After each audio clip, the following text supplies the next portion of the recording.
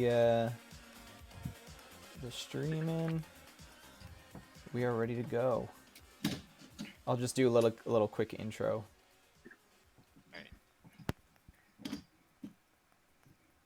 What's up, everybody? Welcome to the Fleetist Galleria live stream event. This is a really special monthly live event that we just started tonight. This is the first night, and what you guys are going to be seeing is some of our favorite Fleetist artists of all different mediums. They're going to be sharing with us their some of their work, some recent stuff, some old stuff, and we're going to be taking questions for all of the presenting artists via the Fleetist Discord. So anybody who's interested in joining in the conversation and shooting some questions off to our presenters, our artists, definitely join the Discord. The link is right there in the graphic. It is discord.gg/E48YEK. Definitely get those get the caps right on that, and the link is in the YouTube description, so go ahead and click that, join the Discord, and we're gonna get started right now with Lance, our first artist. But real quick, I just want to give a quick intro to all of the artists that are going to be joining us. First up, we got Lance Hinesman. Did I get that right, Lance? Hinesman? You did. Perfect. I'm surprised. Not many people do. Nice. We got Lance and Warren, and Lyta. Is Lyta with us yet? Lyta will be joining us soon, and Genie, who you guys remember from our last artist AMA. So hello. Hello, Genie. Let me say it's a real pleasure to have all you guys with us tonight. I'm really excited to see what you guys got. So let me turn down the future funk that I got playing, and then Lance, you can rock and roll. Let me find my volume. All right, Lance, the floor is yours. All right. So, hello everyone. My name is Lance, and I've never really described what I do in design to like a group of people, but I guess you say I'm a sports designer, specifically the NBA. I think everything I've done is based on the NBA. I've been a fan of basketball since like when I was born. So when I developed my passion for design, that was like the natural lane to flow into. And so I think it was about 2 years ago. I think I first started messing around in Photoshop, making NBA jerseys for 2K, the basketball video game. They have a feature where you can create your own jerseys, create courts, and share them online and upload them. And seeing the designs that people made, I just really wanted to create my own, and that's where I started in creating my own jersey concepts and publishing them online. And since then, I've moved towards making artworks. So this, they can see my screen. Yeah. Yeah. So this right here was the first time, or not this. Where is it? Here was the first time I've ever made more than just a concept.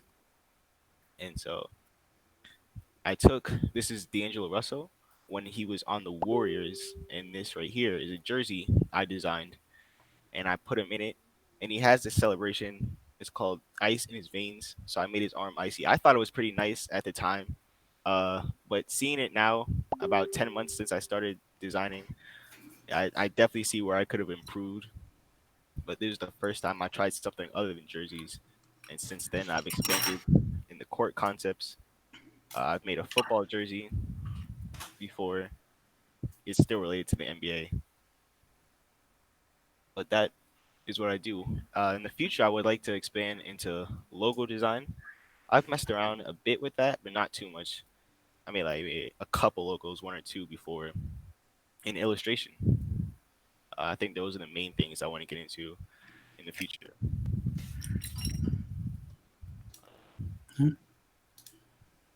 That's about it for me. Nice. So what I see you got like some Space Jam vibes up there. One of my favorites. Love the soundtrack. What are some of the places that you draw inspiration from? I know I see a lot of like a lot of 80s and like neon stuff. I really vibe with. Where else do you take inspiration from? Well, that's based on the Miami Heat. They created a jersey series based on Miami Vice, and that's actually my favorite team. So a lot of my designs draw inspiration just from them being my favorite team and wanting to create designs from them. But Nice. other than that, uh, I don't know, inspiration was easier to come by when I first started because I only saw a handful of other jersey concepts before. I never really dived into it, so it was just seeing stuff like this was based on an older jersey. This is my first jersey. This is based on an older jersey the Miami Heat had, and so it's really just combining the colors from what they do currently with that. Or other times it's seeing things or thinking of things that I've seen before, like this Celtics jersey. It's pretty similar to their current real life jerseys, but the difference is this stripe down the side is a Celtic knot pattern. And just thinking of the Celtics, that's something that came to mind that I knew I could combine and put it together. So mainly inspiration comes from seeing different like designs and patterns and like almost relating it to not almost, but really relating it to an NBA team and seeing how I could combine their designs to create a jersey. And then for artworks, the main source of inspiration is this graphic resource site I use called FreePick. Kind of a testament to your flexibility as a designer to be able to just riff off of whatever you're coming across, and using your resources available. That's really cool.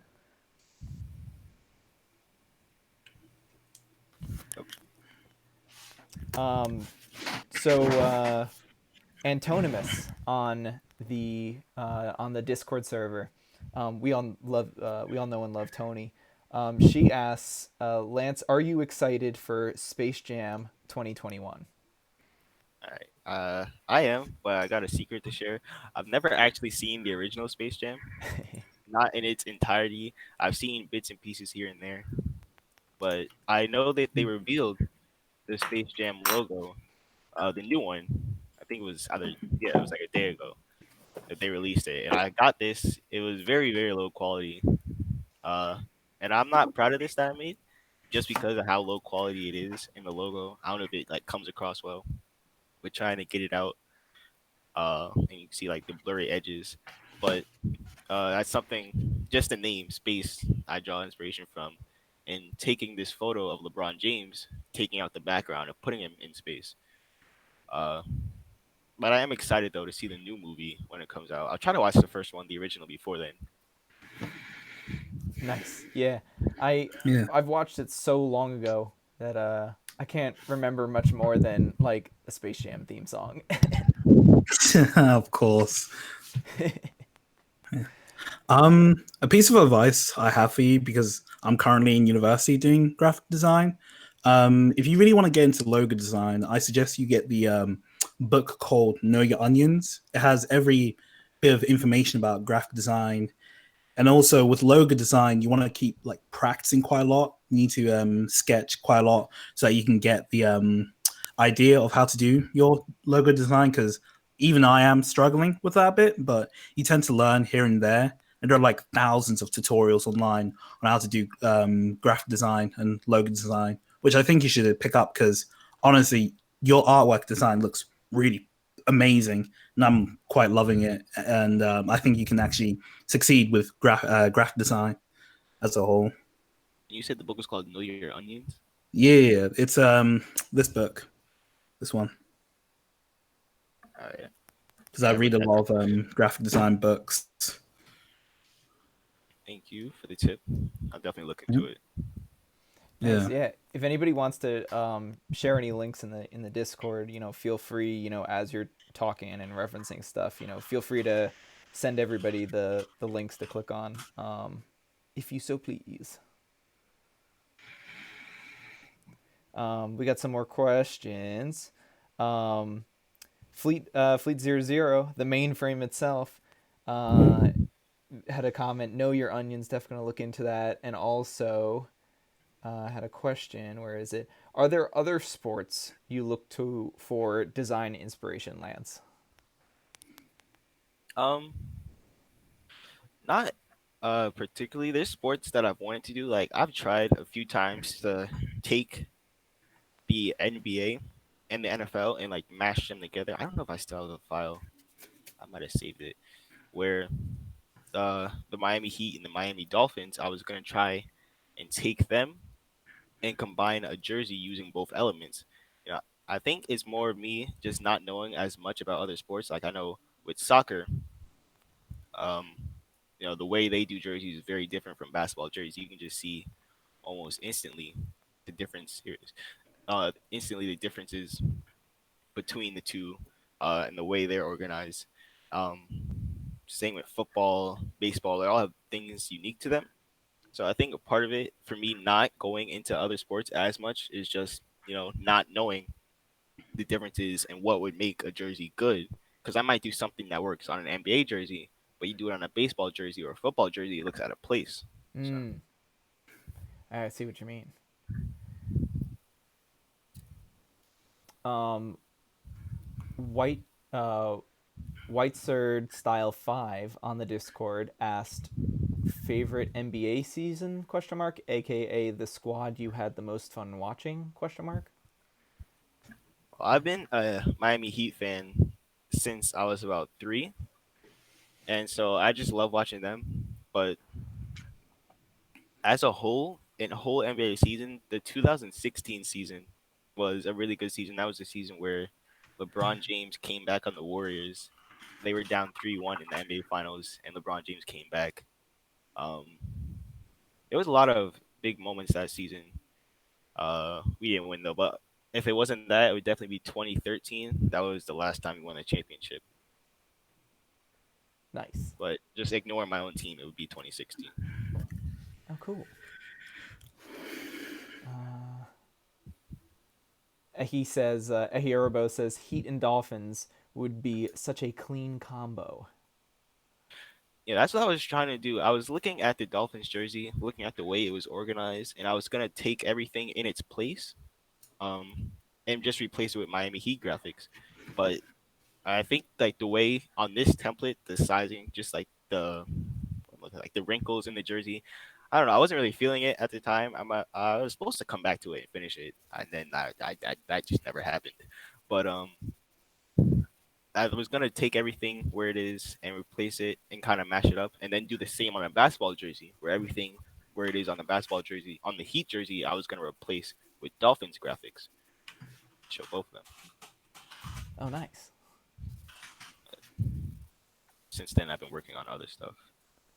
I see.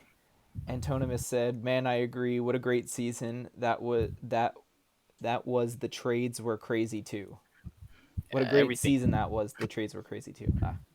about that season was just good, especially the way it ended.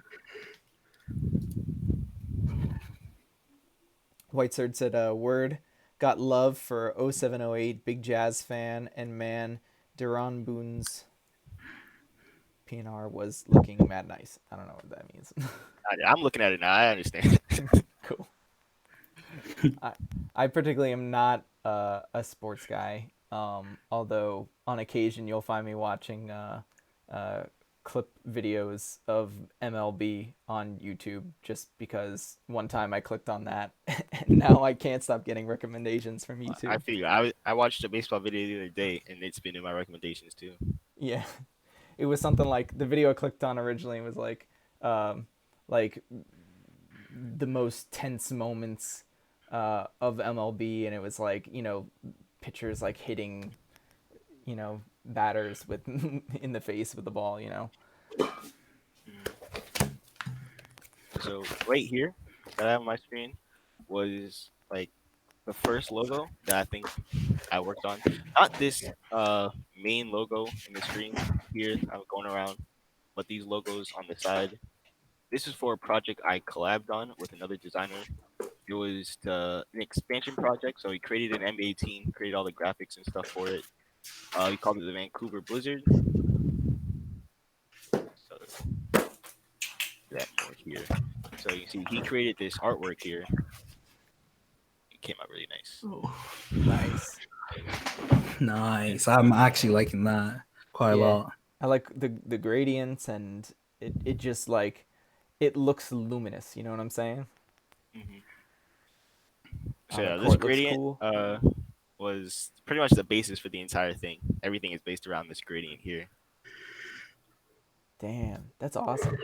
Man, if I had a And sports team, I'd be hitting up Lance first. I'd be like, "Yo, Lance, design me some Definitely. shit." and then also, so this is something that hasn't released yet that I'm working on. Another expansion project, another collab, but I made this logo here for the team would be the Las Vegas 51s. And I'm happy about that name because it used to belong to a AAA baseball team. And I thought they still had it until I recently looked it up, but it turns out they don't have that name anymore. They rebranded. I don't know why. It's like the best name ever. Huh? Uh, it just fits. Yeah, that's awesome. See, pull it up. It's not there. But I was just working on that logo for it, and that's really like the only two logos. Well, it was like two logos in the Blizzard, and then one in the uh 51s that I've done, and that's all been like in the past month. So I want to get into it more though. Hmm, nice. Antonimus said Blizzard, Blizzard, Blizzard, da, da, da, da. And Ehi said, Lance, which NBA team do you think has the ugliest uniforms? And that's an easy question to answer. The NBA for the past few years, ever since Nike started taking over the jerseys, they're the ones now producing the NBA jerseys. They do these things called city jerseys, which every team does, and their design is the purpose is like make a jersey based on that team city. And this was the Dallas Mavericks, their jersey. Oh, that was nice. This is their jersey here, and consensus probably the worst jersey in the NBA It's kind of right like a now. funky kind of like font for especially the numbers. Yeah, that's one thing. Like the font for the Mavs, the word Mavs, and then the font for the numbers are different. Uh, which kind of bothers me. And then Yeah, they were the trying to go grading for is just like a graffiti aesthetic, obviously. yes. That's obviously based on Dallas, but it's just very different from the team. Aside from the colors, they've used those colors before, but it's just a very different direction than what the team has gone in. Oh, As a whole, I don't know. I have to look, trying to oh think yeah, what's like a the set of font for jerseys like that the are bad. names even look different.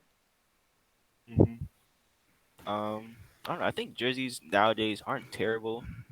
I think they used to be better back in like the 90s. 90s had some really cool historic jerseys, but oh, I know it. So the San Antonio Spurs, their jerseys, their whole color scheme is black and white, and for like the past 47 years, that's what it feels like at least. Like the past couple of years, they've been doing these camouflage jerseys, and those are cool once you see them the first time or whatever. But after a while, they get kind of boring, especially when every single jersey is black, white, gray, and that's all it is. So that's what I would say is the worst jersey. They used to have these jerseys that had they're called the Fiesta jerseys, where they have the teal, the pink, and the orange mixed in to throw in some colors. But they don't use them anymore. Why? I couldn't tell you. Damn. Yeah, I do. I'm a big fan of like teal and like blue green colors. So Yeah, that that's another looks thing good. too. I got inspiration from. That's like one of the first jerseys I made too. Uh, these Spurs jerseys based on those. Ah, yeah, I like the color block. Yeah, I definitely like the color block. It's very explorative, and you also used complementary colors as well, like colors on the opposite different sides of the spectrum. No, I really like that. Thank you. Yeah. Oh, I don't think I published it on here yet. Where Ooh, is it? yeah. Put that one up. That one's cool. Is there I've anything like that uploaded that's it like? on Instagram, not on Behance here. Oh, Where is it? Yeah, just controller concepts for the PS5 controller. right. Just making it based on the jerseys. Yeah, But I saw you were putting up a lot of custom PS5 controllers on the Discord. Um, I thought that was pretty clever of you to hop onto that kind of like as soon as they announced the controller schemes. I think I've seen you do controllers before, but that was Yeah, really it was just smart. Xbox and PS4 before. Right. But What do you think of the controller? I know it was pretty controversial. Like a lot of people were complaining about it, comparing it to other things. people compare it to the Xbox controller, but I don't think it's a bad thing because I like the Xbox controller more than I do the PS4 controller Hmm. personally. But you can see here, like, if you look up PS5 controller, you can see like things like this, where you can download um the PSD someone made and edit the controller yourself. Nice. There are, and the thing only there's like a week after it came out, maybe not even a week, maybe only a few days. Uh, People have their own designs. And there are more people creating their own Photoshop files where you can edit it yourself. Huh. Yeah, those are called mock-ups. Things you can edit yourself. They're really helpful. Yeah, it's definitely good resource to have, and good for. I mean, if you're working in graphic design and branding and stuff, like, that's a great way to you know kind of Yeah. extend and expand the that kind of the world of like that design. Putting it on different things like controllers and stuff. Yeah.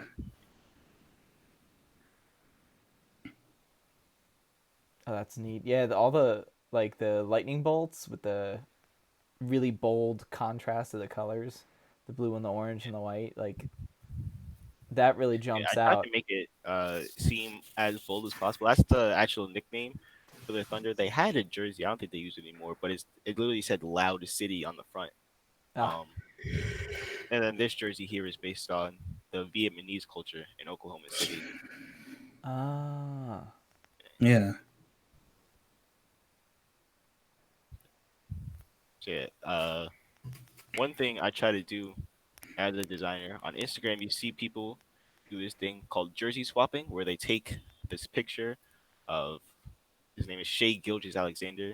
It's even harder to pronounce than my name, but the original jersey he was wearing and swap it into another jersey. Um, and that's a thing you see on Instagram. If you look up this page, it has 44,000 followers, and that's what it is, just jersey swap. So when I first started doing it, I tried to make mine different. Instead of just swapping them, on the court, only doing like half their body, I tried to do more of a full swap and try to create like a more artistic thing to it, rather than just leaving them in the scene that they were already in. I see.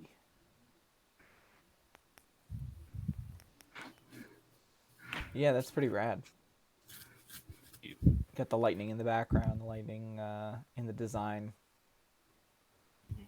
Portal, love Portal. Yeah.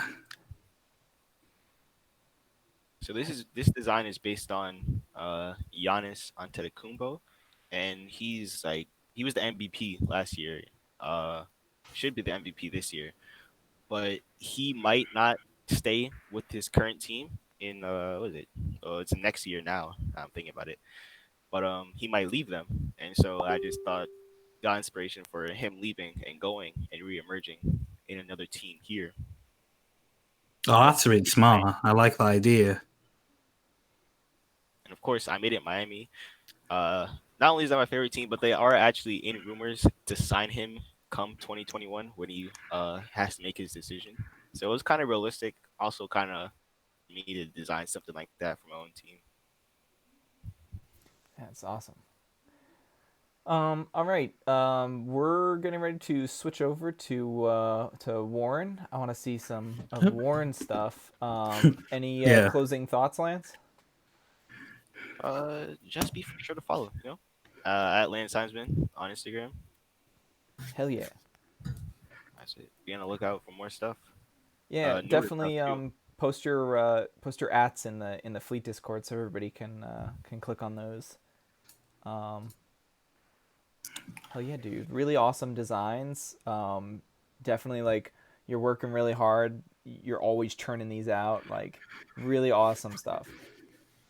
Thank you. Hell yeah. Alrighty. Warren, you wanna take over? Yeah. Hell yeah, there he is. Hello. You got a lot of orange in your frame. I like that. Oh no, orange is my favorite color. So Nice. I like to use it in everything. Can you see my screen? I can. Hi. All right. I'm a graphic designer. I'm actually in uni for it, Norwich University of Arts, and I really do like graphic design. I actually got into it by mistake because I used to have a YouTube channel where I did all kinds of stuff, and I was always obsessed with making my YouTube channel look good, so that when people came onto my channel, they would see how good my channel looks, and that would encourage them to watch my content.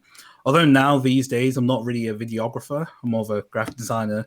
I really do like graphic design, and I'll just show you some of the stuff I used to do. So I used to do social media banners for like YouTube channels, and there'd be like people who like NBA content and all that kind of stuff. And I did quite a lot of these YouTube banners. This is one of the first ones I've ever made for myself. And I had to learn a lot about it, and this is what made me decide to become a graphic designer. And let's see some other ones. These are some recent ones. So someone came to me after seeing one of my designs. He really liked the style of it and asked me to make him this banner, which obviously I'd never seen someone do this before, and I thought it could be interesting to do, which I went ahead and done. Moreover to my recent stuff, let's see. I've got a clothing brand called Okra, and I took it from Tyler the Creator's song Okra, which is my favorite song of all time. And I kind of made this like just this whole brand about it, and I've even got my sketchbook where I started to create it. Where essentially over there you can see all my sketches and everything, how I've come up to like create it in the first place. And it was mainly for a college project, and I just went ham on it and started creating all kinds of stuff for it. So I made these kind of graphics of Okra, and I even went further and beyond by making just random anything. Like one day I'll have a random idea, like, oh crap, McDonald's, old advertising. I'll just make it into Okra, and then I just make my own kind of thing, like collage work on Photoshop. And I mean, this one's one of my best ones. These are one of my. I really like this because I saw a tutorial on how to make this kind of greetings card, and I just went ahead and made it. And what else can I show you? This is one of my newest YouTube banners where I took this idea of cutting out the paper and sticking it on like a piece of background. And I got this idea from Tyler Creator Flower Boy because I loved the whole aesthetic of it.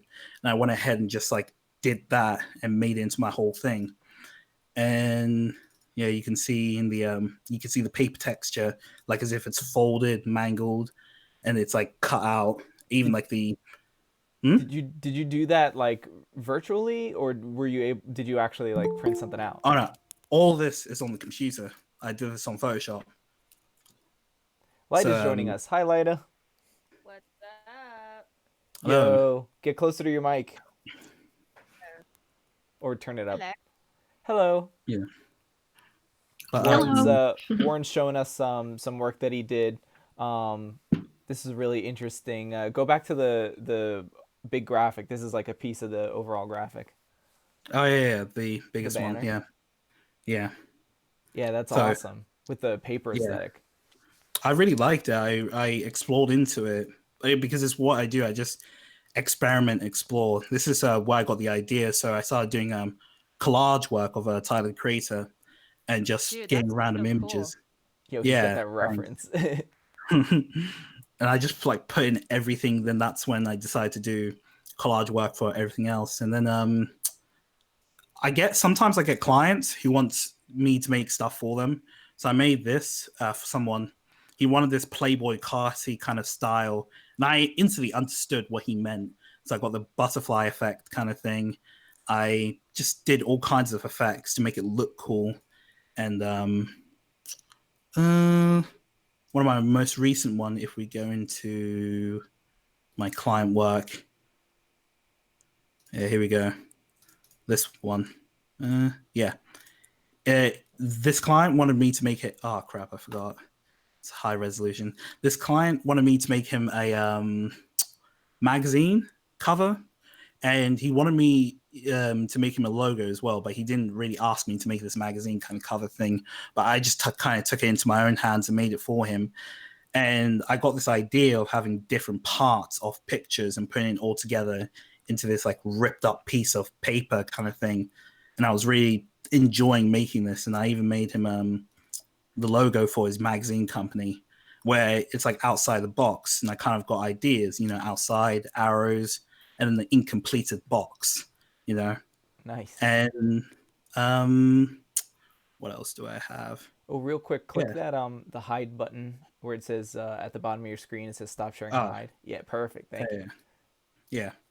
And yeah, that's what I did. And then if we go on to my Instagram, this is just all the stuff I've done for like Okra. Right now, I'm more into posting my university work. So this is one of the stuff I did in university for branding, because I'm really into branding and design. I like to make companies. I like to make the image of the company, and that, if you understand. And I've made, the Flaming Chicken, which is some like peri peri chicken shop, and I made the bag for it as well. And then I went on to do Birdcage and Cotton, which is like a logo design for a baby bottle company, where I did the same thing and I put it on an actual bottle of it, the mock-up.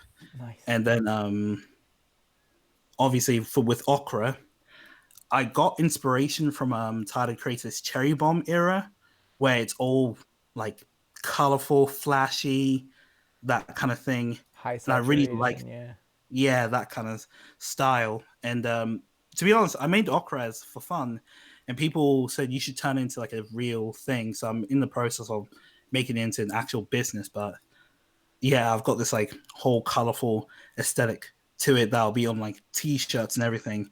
And I really love the style I went for. And then obviously there's my portfolio. So whenever I meet clients, I usually just direct them here. And then my Behance. So I've got a couple of stuff on here that I didn't show, because obviously I've got a new PC. But these were the banners I used to make in 2018. And then I used to make quite a lot of YouTube thumbnails as well. I used to get paid for them. This is my favorite one of all time. I love it so much. Nice. Yeah. And yeah, I used to actually make sports like thumbnails for someone, but I think they're not that great anymore, because obviously my skills have grown. But to some people, it was quite impressive. And I've done logo design as well. But not very much. I haven't really explored into it, because at the time I wasn't really on a course or anything about graphic design. Then I made Psych, which is a play on word for Nike. So, I mean, I say Nike. I know a lot of people say Nike. But I made Psych, which is like a mock, like they're mocking Nike, because the whole point of Psych is to make these clothes ethically. Unlike Nike, they have these sweatshops, and these people work in horrible conditions. So I'm like Psych and putting an L kind of hand, which is also mimicking the swoosh logo as well. Right. And I essentially just like made like different types of clothing for it. The shoe ones I really like quite a lot, because it looks like the hand is like stitched onto it, which I like quite a lot. And I've just got like unused designs for Okra that I did. Nice. Like the orange toast. That's I really like that quite a lot. And yeah, this is actually Melon Blast, because if I show you, Tyler has his character for Cherry Bomb, and I kind of got the inspiration to make my own. It's a Melon Blast. If I go to Okra here, I've got the character, and the idea was because he used the word cherry and then bomb. I was like, what could I do? So I was thinking, hey, watermelon, use the shell as his helmet, and then obviously show his skin. And then I needed like some other word for like bomb, so I used blast, and I made melon blast. And the idea is that he's a skater and he uses the helmet as his like helmet to protect him. Yeah, and then That's clever. I made a pine burst where he's a pineapple, and his pineapple stem is actually dreadlocks. And I try to make him like this chill character that, he's actually my favorite one because I've got dreadlocks and I like the whole dreadlocks kind of look. Hell yeah. And then if we go over to, so obviously there's that. No, not that. That's for uni. I've also got my YouTube channel as well.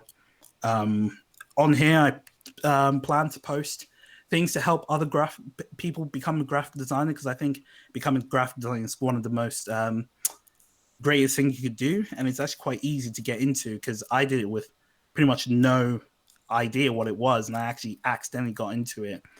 And if I show off my Twitch, I don't really do anything with my Twitch, but I just want to show the graphics I made for it. So I've got this this funny style flower boy, and then down here you can see, I've done this style, this childish kind of writing of flower boy, and now I've got my domain for my Opera, where if you click on it, it'll just go to the site, which I plan to like put actual clothes on there that people can buy. Hell yeah. But yeah, that's literally it. Awesome. That's a fucking mouthful. Let me see. You got a lot of questions while you were showing off all your work. Do I? Let's see. What do we got? We got Alpha just said graphic design is my passion. Wvrrenblvck. And then it truly is. Let's see. Tony said such a bop. True. And he says, dude, this stuff is super pretty, Warren. Thank you very much. Alpha said his designs are amazing. Lance said that's dope as fuck. A lot of people saying dope. Fresh Boy said this is dope. Tony said your greeting card was really inspirational, bruh. That's sick. Thanks. Alpha said you need to release Prince. And he says, yo, Galleria night is gnarly. Yo, I agree. It's all thanks to these guys. All of our artists tonight are spectacular. Tony agrees. She said it rocks. Alpha said, this is like the OF Tape Volume 2 alt cover. I'm not sure when he said that. He said that at like 9 minutes ago. Probably with the cutout stuff, because that's where the inspiration came from. Because what Tyler used to do, because he was a graphic designer, whenever he made his album covers, he was. He would make random stuff on Photoshop, and he would do this cutout stuff as a joke, and that's where I got my inspiration from. Okay. Lyta said, dude, Tyler on God mode. Tony has a question for you, Warren. Yeah. What's your dream gig? My dream gig? Oh, damn. You see, me, myself, I kind of want to be a jack of all trades, like, but within artistry. So, like Childish Gambino, how he could do all these things and still be able to, like, catch up. I kind of want to be that person, essentially. So, obviously, my main inspiration is Tyler, the Creator. I think his artistry is just amazing, how he went out to do everything because he is the creator. And I kind of want to get into music, design, and also just my merch and everything. Obviously, with music, I've never explored into it, but I just want to make this huge brand where it's all about creativity, and I want to get other people into creativity, because I think these days, with the job market about creativity, we're always restricted on what we can create.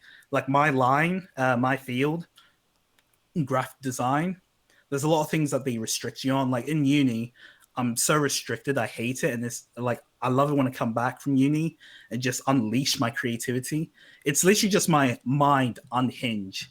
And I guess that's the best way to describe what kind of gig I want to do. I want to just show my artistry, inspire thousands of young people so that they can do these crazy things. Because I think young people should be allowed to speak their mind and be able to do whatever the hell they want to do.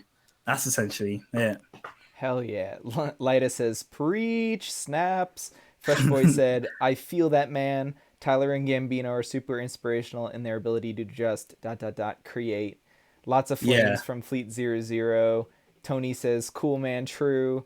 Alpha says, I fuck with your ideology. And Fleet 00 said, need me a psych penny. And then Genie had a question that I'm also very interested in. What kind of merch would you like to make? I'm trying to think. Basically, the kind of merch at the moment I'm doing is shirts, but I want to get into essentially like novelty items, shoes, all that kind of stuff. If you like catch my drift, like literally as what was his name? Hold on. As Lance was like talking about mock-ups and everything, I was thinking of doing like a Game Boy kind of mock-up, like make it into like Okra Boy or something like that. Just novelty items that are just stupid but funny. I want to make it affordable as well. Not like what Odd Future is doing right now or what Golfwang's doing, where the stuff is so expensive. And I want to make like shoes, pins, basically just something to do with identity. Like people can just identify, and it's these random, crazy, weird characters I've just got in my mind and want to unleash to the world, essentially. Yo, if you made a what is it, Melon Burst? Yeah, Melon Burst Melon and what was the pineapple one? Pine Burst. Pine Burst. If you made melon or the pine like into like enamel pins, like I'm big on enamel pins. I would love to have like their faces like on a little pin. That'd be sick. Yeah. Oh, wait, there's one thing I forgot to show you. Let me go back to showcase. Right now in uni, we've got this really good, cool project where we get to make our own brand. And hold on, I need to give you context to it. If you know this thing called Ramune Soda, right? Ramune, I'm really big onto their like designs. Hell yeah. And then I've made some like, so I've made this Reika Ramune, which means just a cool summer Ramune. And I've made some like designs using my characters and just doing that. Obviously, I'm gonna redesign it because I don't think it's that cool. My tutor say it looks really good, but I want to redesign it to look better. But I've got this like idea to use my characters as different flavors, so that this is melon flavor, this is pineapple flavor. Then obviously I'm gonna have coconut and all that kind of stuff. That's so sick. Yeah, it's one of my dreams to like make my own soda. I enjoy soda. I don't drink so much of it anymore because I'm trying to stay healthy, but like I love soda and I would love to make my own like custom one. Oh, yeah, so definitely. That's sick. I appreciate that that soda branding. Yeah. Hell yeah. What is it? White Surd Style 5 said, "Damn, love the Okra line idea." Alpha said, "Golf merch is kind of ass." I roll. I feel like you can make something better for the low. And Lyta says, "Need to put a disclosure not to swallow the marble or collectible design marbles." Oh, that's interesting. Putting like a cool marble in there. Yeah, because that's how the Ramune soda is. It's basically there's a marble on top, and you have to pop it in to actually get the carbonation going. I love that. And it's actually really hard to get the marble out. I've tried myself, You'd have it to is like, really difficulty. You have to and like those smash the bottles. bottle. Yeah, those bottles are like really beefy. Like I tried to Yeah, smash it, like, and especially like it's just such a beefy glass bottle that like I was honestly, throwing it yeah, against brick walls and like it wasn't breaking. It was crazy. yeah, That'd be interesting to make to take the Ramune kind of like the marble identity and then make like it premium, like a premium marble. yeah. And a thing I want to say about golf match, although I haven't been there for the whole of Odd Futures stuff, I only got into Tyler on Flowerboy, and I prefer his older work than his new work. I think it's because he's become such a big icon. He now makes like generic stuff, in my opinion. It doesn't really show his creativity anymore. I think there was literally a shirt where it was a Furby, and I think that was the lowest he's ever gone. And half the time, I don't think he's making his own stuff anymore. He's now kind of letting other people do whatever they want. And I am quite disappointed because I draw so much inspiration from him, but I feel like I can do what he wanted to do, but better in a way. I'm not trying to like be this like big man thinking I'm so good at this, but I just think that his artistry these days are so limited due to how he wants to be commercial now instead of what his message back then was to not give a fuck. And that's literally my message, to stop giving a fuck about what people think. Because I used to be so self-conscious about my stuff. But then as soon as I did Okra and I saw so many people being like, yeah, you should do it, I got the inspiration. I just kind of like, just let the craziness go. Yeah, I like that. I definitely vibe with that. Yeah. Yeah, so I think every artist, you know, especially commercial artists, they should always have like a side project where they can just like bleed creativity. You know what I'm saying? Just like let it out Yeah. there. To have a alias Yeah. under the name so that no one will know who they are. Yeah, no, I Yeah, I love definitely that. understand. I Yeah. know uh I mean, not a great example, the same thing, but like, you know, Vectroid, one of the founders of the vaporwave genre, you know, she says that like she has aliases that are popular right now that people Yeah. don't even know that it's her, you know? Yeah. I think that's a great way because when you get so famous, you get very limited on what you could possibly do. And you start to get to be put in this box in a way. It's like Mhm. what ASAP Rocky has currently done with testing, because he put himself in this trap rap box for such a long time. He then did this surprise project of testing, and then he kind of has now done a different genre, and so many of his old fans are really hating him now, but I think it's a good way for him to branch out, and I think every artist should do that, to constantly experiment and not play it safe just so you can be relevant. Yeah. Yeah. No, I agree with that. I dig that for sure. Hmm. Um Lyta, Lyta shared a gif of Goku going Super Saiyan, and the caption is me mustering up the strength to get the marble to go down. Yeah, it's really hard to do that. Genie says branding soda is a cool idea. I agree. Smashing a Yeah. bottle to get a marble is like dot dot dot so punk. LOL. Yup. Oh, one Alpha's more like, thing. yeah, go for it. Uh, one more thing I want to say about Okra. When this whole coronavirus ends, I'm going to put out an ad, and I want to make it as crazy as possible.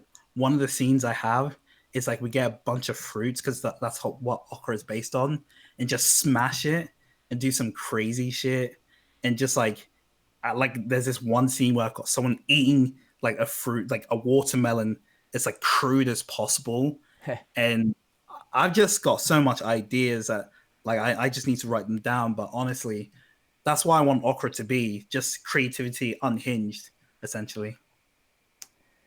I cannot wait to see that. Yeah, As soon as you put that out, you know, let's debut it here on Fleetist, you know, during like one of the movie nights. We'll yeah, put it as like the pre-screening. yeah. No, definitely. Hell yeah, that'd be so cool. But that's all I have to say. I think I need to shut up or just keep saying this ideas. But yeah, No, I love hearing it. I love it. yeah, We're getting ready to pass it over to Lyta. yeah. What time we got? I'm trying to look at our timeline, make sure everybody gets their shot. Yeah, we're about to switch over to Lyta. All right. Lyta, you still there? You ready to go? She's there. Oh yeah, there she is. Oh wait, we can't hear you. Hold on. Still can't hear you. Yep, we'll hold.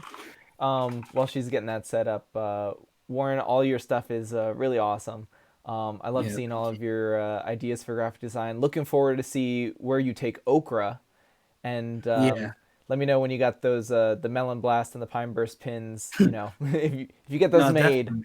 I want to be the first one to order them. So let me know. Yeah, definitely. Can you hear me?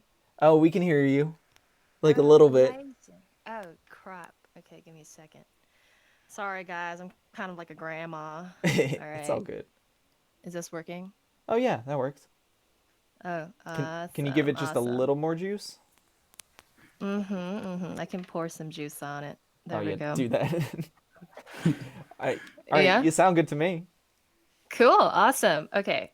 Hi, guys. I'm Lyta. Thank you so much, Warren, for presenting. I was so moved by all your emotional spiels, and I was like, yes, Yeah, me too. Thank yes, you very much. yeah, of course. Okay. So I live in Austin, Texas. Based in Texas, and I have two things to show you guys. Do I do screen share or something on here? Yeah, you could do screen share. How I do this? You would in the Hangout window, in the Okay. bottom bar, there's like a couple like turn off microphone, leave call, turn on camera, and then there's also turn on captions and present now in the bottom right. Whoa. I don't have that. I only have turn on captions. Oh, you know what? I think Lance had this problem before. Okay. Try and it also might be like a permission thing. You might have to give it permission. So try Uh, hanging up and then just rejoining the call. There should be a uh, button to rejoin as soon as you hang up. okay, give me a second. Okay. Oop. No. Whew.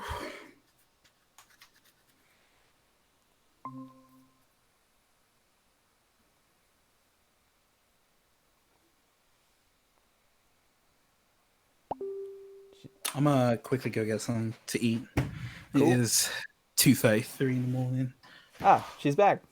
Yeah, Nice. yo, Warren, thank you so much for staying up for us again. Go get some Oh food. no, I'm still staying up. I just need to get something quick to eat. That's all. All right, get that nutrition. Yeah. All right. Ooh, There. okay. There we Hi. go. Yes. Okay. Hello. Hello. Yeah, and to Hello. answer Ramon's question, yeah, I moved to Austin like last year without telling anybody really. So only a few people knew. Oh. I was working for Facebook at the time, Ah, and then now I work from home. nice. Yeah. So I don't know if y'all can see my screen, I my little can. thingy. Awesome. So I'm presenting two things. So I am a musician, artist, singer, songwriter, and so I'm gonna show you guys like some unreleased tracks that I have going on, and then I also have like a side project that I've been working on called Crown Melon, and that involves like dancers and musicians. Because I used to be a dancer for about 5 years, and I did like competitions for like World of Dance, and being in this world of like music was so amazing. I just wanted to combine the two together, and so it's basically like a interview artist series, media platform, whatever you call it. And we also did like a video series where an artist and a musician and a dancer meets for the first time, and they within 5 minutes like they start playing their song, and they start freestyling, and we've worked with people like Chromanichi. I'm editing one with like Maglo right now. And yeah, it's gonna be a cool presentation. Hell yeah. Um, hell yeah. let's see here. I'm going to show you guys two things. Thank you so much for Fleet00 for having me on here. Yeah, thanks for coming. Of course. Let's see. Okay, so there's like two projects that are coming out that I'm super excited about. One of them is I've been kind of practicing more on like my production skills within like Ableton and stuff. So this is like a fully kind of like lo-fi-esque track, like more more showcasing my production style. And the other one is like what I usually do, which is like singing. Nice. And also like I produce my own tracks as well. But let me go ahead and see. I think I have to do this, right? For you guys to listen to it for like audio capture. I believe so, yes. Let me know if you can hear it. Okay.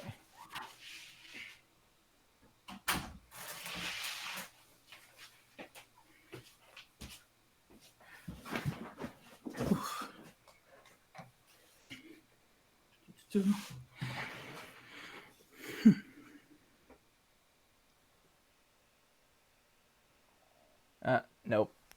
No good.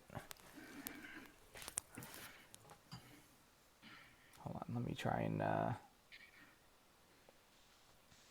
it. How are we supposed to do this? So you can send me like a private link and I can play it in without you having to play with your settings, or if you want, you just have to change the Hangout mic settings to pick up the show capture. Okay. The I show Let's you. see. Let's see. Okay, so I have to do Hangout settings. Yes. In your Okay. settings, and you pick for your microphone, you pick I show you, and then it'll come through.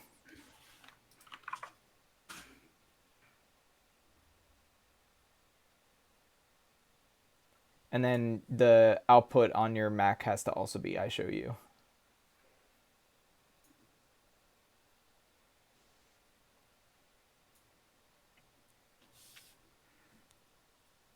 On the oh, now she can't hear me probably.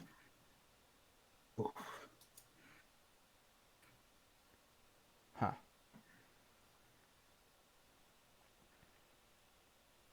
Oh, she's back. Okay, not on the speaker settings, but change it to I show you in your Mac settings.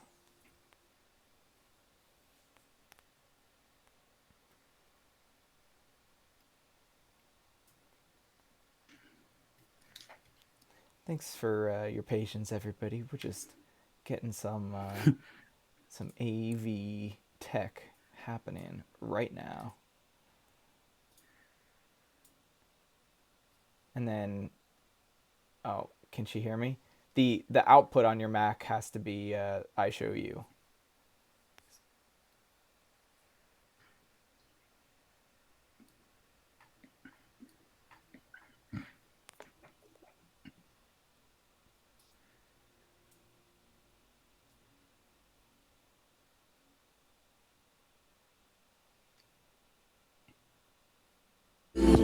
Ah, we hear it. Yeah. Hey, nice.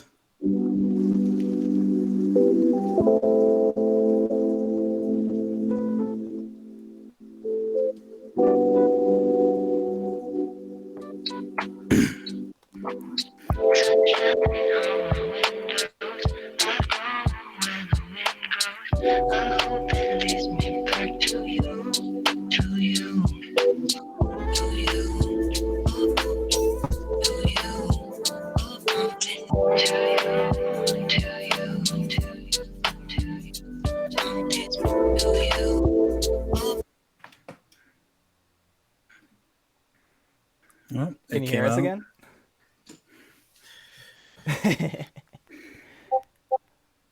Well, one day we'll have a more seamless transition to that.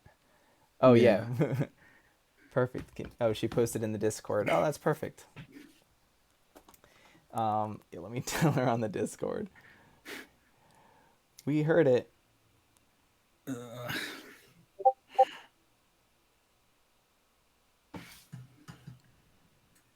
where did she post it? In the main? Oh, she DM'd me. Yeah. Yes, we heard you. Man. Oh, she's sending me more. Oh, look, there's me. I'm sorry that I can't stay. I really wanted to stay. I'm too tired. Hey, So do what you got to do, man. Thank you so much for yeah. staying up with us. We I don't know. will catch you later, Warren. Yeah, no, definitely. Thank you very much. Yeah, I wish I could have stayed, Oh, but it's yeah. good. All right, Don't worry see about ya. it, man. Get some rest. Good night. All right, thank you. Bye. Good morning, rather. Let's see. We got Lyta. We can't hear you right now. I can play the song that you sent me. Okay. Okay, now I can hear you. Sorry. All right. So, yeah, so the first song that was playing, that's like for more of like my production standpoint. And then the second one is something I think I really valued lyrically, that I wrote out. I fell into like this house hole because I love house music so much, and I wanted to make something that was like really cute and housey that incorporated like some like house drums and then still had that like melodic tune with like electronic music. But then like let's see. Man, I think I was on my Instagram too. I had made like an anime kind of edit video too of it, with the song, and it actually turned out pretty good. I was gonna debut this song at South by Southwest because after 3 years of applying, I finally got in as an Oh, official artist for South by Southwest 2020. And then they were like, "Hey guys, so just so you know, it's not happening, you know?" yeah. And I mean, it is what it is. It's always like next year, and I think it's gonna be even better next year when everyone like gets to be together, gets to touch each other. Not like that, but like, it's just still be in the same vicinity as one Everybody another. gets to share regular germs. Yeah, just like regular germs. Like we can just go back to having the flu and cold and what else? But yeah, I just posted in like the main chat the teaser bedroom performance video for Remedy. And yeah, so those are the two. Not sure how I can I can. play. I could play anything over the stream that you want me to play, especially if you post it there. You want me to play anything? Yeah, yeah. Could you play Pink Moon? Cool. Yeah. So Pink Moon was dope. I collabed with a friend of mine, Shannick. He's part of Night Owl Collective. Those are the homies. And so that was really cool to work with him on that one. So, for Pink Moon, you're gonna have to reshare it as like in as like a shareable link, because I guess it's private on your SoundCloud right now. So Okay. if you go on your SoundCloud, I'll walk you through it. There's like a separate share button for sharing private tracks. Sweet. If we go this way. Okay. It would be in the share button on the left, next to edit. Yeah, if you send me that link, I can play that. Oh, I And then if see. you ever want to Okay. lock down that track again, obviously you could just press reset, and it'll reset that link. So it'll be broken. Let me play it. Cool. I dream of the day where I can have multiple computers for playback, but not You today. know what? I pray that that dream comes true. Thank you. That dream will come true. You just gotta manifest it, man. Just Oh gotta yeah. ask the universe and then ask Trump for your stimulus check. Oh, And please. then, yeah, he's gonna be like, you know what, buddy? You deserve one. Hell yeah. All right, I just did that for both. Perfect. And So we are hearing it right now through the stream, so we can oh, sweet. take a little listen. We're about 20 seconds through right now. Oh, sweet, sweet, sweet.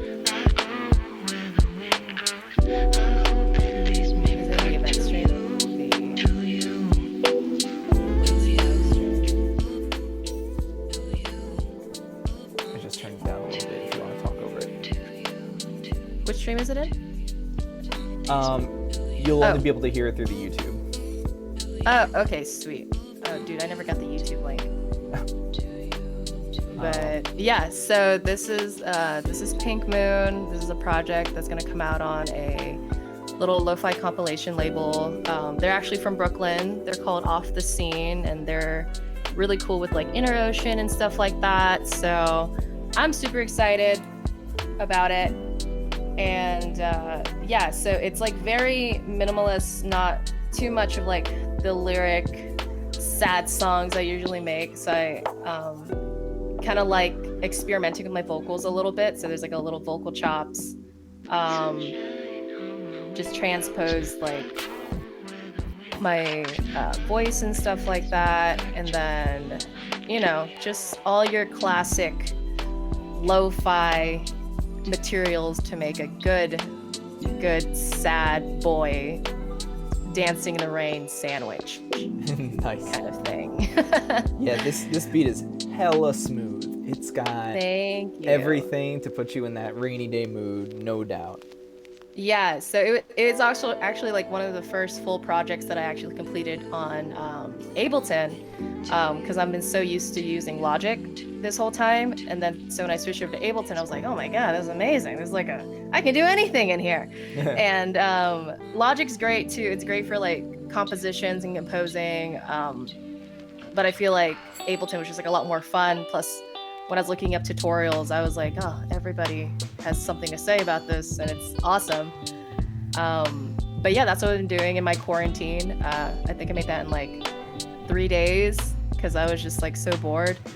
And yeah, just endless eating and looking at Ableton tutorials as well. I agree with you on the fun factor of Ableton. When I first picked it up, I was like, this is a blast.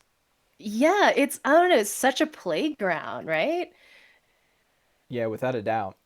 Okay, so the song just ended. Again, hella smooth. Cool. Do you want me to play another one? Thank you. Yeah, you can play part of Remedy. And so Remedy is the one that means a lot to me that I feel is coming out. And that's like lyrically what I drive on the most. So you can play that for a little bit because I'm going to probably show you guys some of the Crown Melon stuff, which I think you guys would be super into. Hell yeah. All right. Let's get that track, Remedy. Here we go. Maybe if I wasn't so broken, audible. wondered if you'd still be mine. Pick up all my missing pieces. Would they give me peace of mind? Water spinning, I'm losing focus. Not sure how much longer I last. That's my baby. Can we just take in this moment? I'm trying to find that Cherish what YouTube link fuck we had. Yeah. for the YouTube stream. I'll Is it all the way up here? Yes, it is. cigarettes. I DM'd it to you too, so it's easier to find. My Oh, I head. see. I don't care for all the rest. My feelings for you are already dead. Nice. So wake me Oh yeah, up there's a when 20-second it's delay, over. so like anything that you do Promise Oh, that will show up sweet. 20 seconds later. I love it. It's like visiting myself from the past. Oh yeah, absolutely. Yeah, so it's like kind of cute house vibes with the bass and the hi-hats and stuff. Oh yeah. I really dig this. You said so this is not out yet. Not out yet. No. It's I'm still actually finishing it. So it's still in the works, and so just kind of want to spruce it up a bit and then see what else I can do with it. Because I think anyone that does like music or anything creative has this thing of like perfection or something not being ready yet, and like you show it to other people like, yeah, it's totally ready. I'm like, no, it's not ready. It's still in the oven. It's undercooked right now. I gotta garnish it, Yeah, And, I mean if it's for you, like it's your shit. So like you have to be like down with it when it goes live. So like, Yeah. you wrap it up and at the same time you kind of like put a little little limit on yourself so that it's not just infinitely going on, you know? Not for you, Yeah, not yeah. for her. Well, I think, yeah, so if we can, like, let's move on to the crown melon stuff, which I think Sure. is super dope. Let me turn down the volume on Remedy. Super quality track. I really like Thank especially you. all of the textures and like that arpeggio that came in right at like at 2:30 was Yeah, really yeah. nice. The blippy kind of and I was like, yeah. Did y'all get to the huge drop yet? The the like Yes. EDM thing. Oh That's the one yeah. that I'm like, okay, I'm moving all the stems over to Ableton because that's the one I made in like Logic. And I was Uh-huh. like, okay, I'm gonna move it over to Ableton now. And so just try to finish out over there. And yeah, so thanks for listening to those. Those are two upcoming tracks. Yeah. This next thing, so I do a little bit of everything. I just decided to create this kind of concept where there's also a website for it where musicians and dancers can come together and things of that sort. And we also do like artist interviews. This is one with Ho Yun. He was a Korean artist that I used to manage. And we met with Can from Poriotics. And I don't know if you guys know who Poriotics is. Poriotics actually won season 5 of America's Best Dance Crew. And Ah. so we just invited him over and he freestyled to like his stuff. So that was really cool. That was me and this girl for one of my songs called Gideon. And yeah, and in February, which was good because we intended on doing a South by Southwest showcase. We had offers and investments to do a South by Southwest showcase, but things didn't fall through, which is great because we ended up doing a February showcase at Empire Control Room. And we had like DJs and stuff. We had we had dance performances, and like it was a really really good time.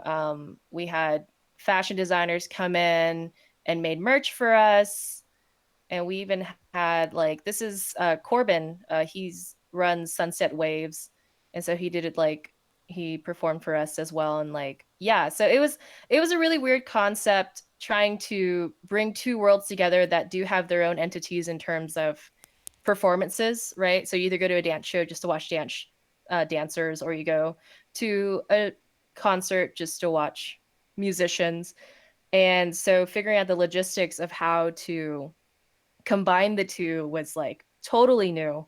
Um, there were some references I could go off of, but there wasn't really anything that I could do with because usually when you go to a dance show and they hire like a musician, there's no proper like music setup. And then when you go to a music show that have dancers, there's not a proper setup for the dancers, you know, like it's that like I don't know, the worlds are so close together, but they're so far apart, like that kind of thing. Um, we even conducted like some really cool interviews with some artists as well. And I think, yeah, we have Chromanichi on here, Best Boy Chromanichi. Nice. He was one of our first smoothie session artists, and that's what we called our video series, which is like smoothie sessions. And we have 5 out so far. We have 5 more coming out. Luckily, we got to film a lot of these guys before the whole quarantine happened, you know? So I'm hoping that this next season of Smoothie Sessions kind of reminds people of like the beauty of creativity and the beauty of collaborations. Because I think that's something that we took for granted, you know, like now that you're looking back at like videos of like shows that you did in the past and like shows that you went to in the past and like all the people so close together and that like beautiful essence of like witnessing and experiencing like a piece of art. It's like, you know, that now we like crave for that, you know? Yeah. So I think, yeah, there's that. But yeah, that's pretty much what I do. I try to incorporate like all parts of my life into this company that I'm starting. And I think I sent you like a video of the Chromanichi session as well. Yes. Do you So want me if to you want play to that? play yeah, you can Cool. Yeah, let me if play I it. has time. Hell yeah. We'll We'll make that like the last thing. Let me actually throw you some questions before I Shoot, play it questions. from the Fleetist Discord. What's your thought? This is from Genie actually. What's your thought process like for writing lyrics? How do you generally go about composing music? I think everyone's different when it comes to writing lyrics. Like for me in general, I always tend to carry like a notebook around, or you write in the notes section of your iPhone, and usually when have like fleeting thought about something, and usually it's a very personal yeah, I mean, like all art's like super personal, so I just kind of write it down and I go on with my day. And then I think that quote from like Robin Williams when he says like whenever you have like that spark of like insanity, I might be just paraphrasing this, but the spark of insanity, like you have to grab it as soon as it comes. And so I hold really true to that. So whenever I do have like these creative like I try not to like burn myself out creatively. So whenever I do have like that spark of inspiration, I go back into the notes. I grab something that's like that means true to me within that moment, and I just continue off of it. And it's the same thing with like composing music as well. It's kind of like a spur of the moment thing for me. Like I like to do things in little spurts. I think not so much like I should keep a balanced schedule, but I think like the little spurts for me have been working out so far. But for me, just like forcing it out isn't really my thing. So if I'm not doing music, I'm like editing videos, or I'm like doing stuff with like Crown Melon, or I'm eating or something. I feel that. Um, let's see. We got some more questions. We got trying to go back. Fleet asked, Fleet00 asked, Lyta, how long have you been using Ableton? How long did it take you to get comfy in it? I've only been using Ableton for 2 months. Nice. How long have you been using Logic? And I am still not comfortable in it. I've been using Logic for 3 years. Oh, nice. I think I dabbled in Ableton from time to time. Like I use it in my live sets. I never really like fully worked in it, so I would say like I've been fully like immersed in working in it for as long as like this quarantine has been going on. But I think I'm still trying to get like the tricks and trades of it all, shortcuts and all things of that sort. I see. Yeah. Let's see. Alpha said, this is smooth, talking about your music. Fleet said, smooth. Fresh Boy said, I like the octaves in the voice. I also like those. Thank you. Tony said, absolutely love it. Alpha said, this is good. Tony agreed with you, what you just said. She said, that's very true. And what was the video you wanted me to play? I sent you the Kromanichi and David Cha smoothie session one. Gotcha. Let's I'm gonna play it right now. Let me pull it up for our stream. Streamer-Rooney. Streamer-Rooney. Hell Is that a yeah. new spaghetti? Yeah. Ooh. Yeah, so here you guys will see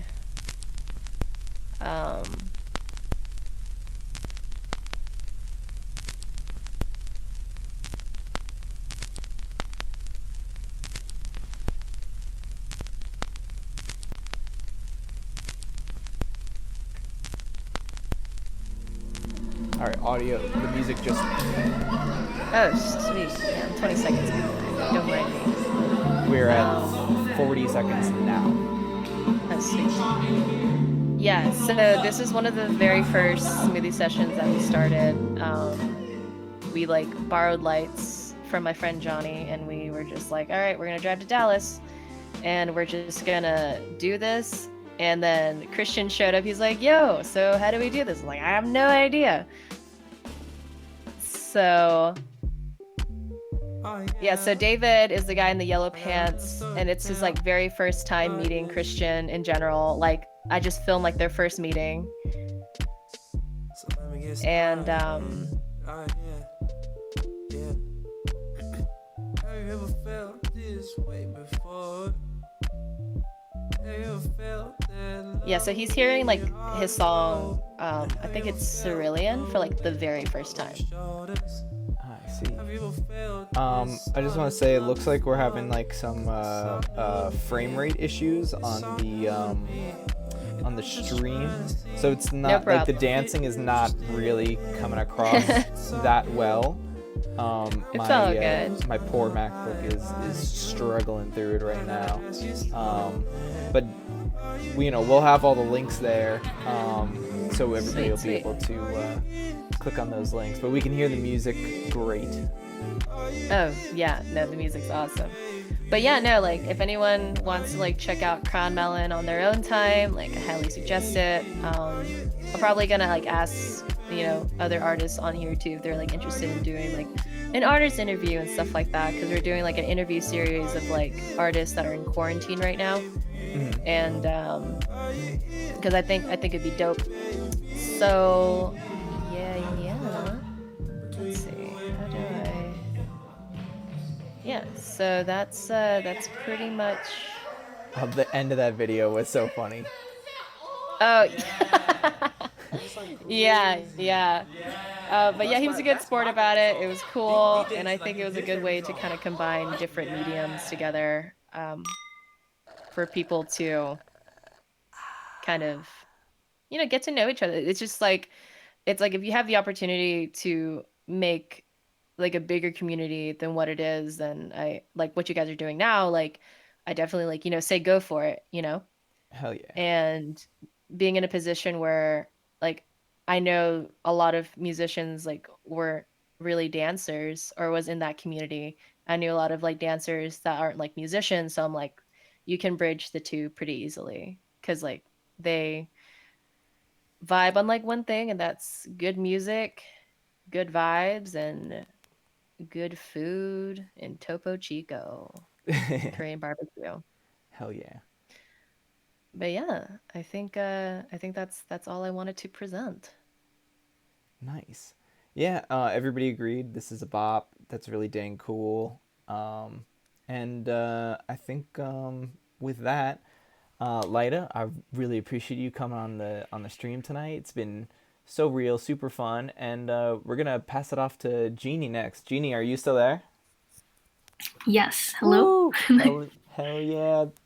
Yeah. Genie. Hello. Your work is so awesome. Your work Really is loved awesome. it. What the Oh heck? my god. Yo, you guys should collab. Yo, oh my god. we should collab. I would love to. It's cool. All right, I'm gonna stay out and I'm gonna watch you now. Okay. Thanks, Lyta. Thank you. Thank you. All right. So how do I share this? So it'll be the present now on the bottom right of the Google Hangout window. Although we've had everybody had to disconnect and reconnect to get it to come back, because it should be right next to turn on captions. Okay. I'm gonna do that then. Okay. I'll be right back. Okay, we'll be here. Me and Lyta. I haven't turned on my camera yet tonight. There I am. Hello.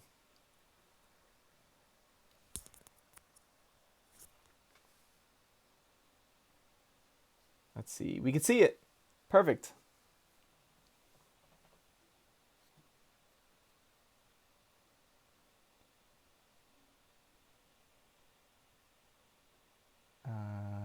Cannot hear you. If you can hear us, we cannot hear you. Which is particular. Oh no.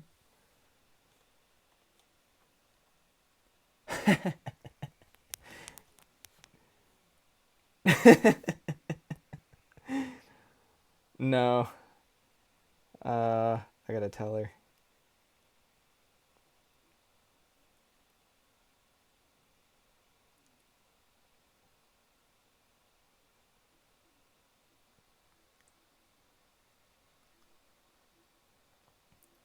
Yeah, try again. I miss her so much. Me too. Hmm. Oh, there she Hey, is. Yay! that was so weird. Okay, hello. Yeah, I'm gonna Hello. switch over to my screen. Ooh. All right, Perfect. here we go. Sorry you had to deal with that. I didn't know what that was Oh, about. no worries. Just, online things. Yeah, that's what it is. Yep. All right. Okay, guys. Hi, I'm Genie, and I'm an illustrator and comic artist, and lover of anime.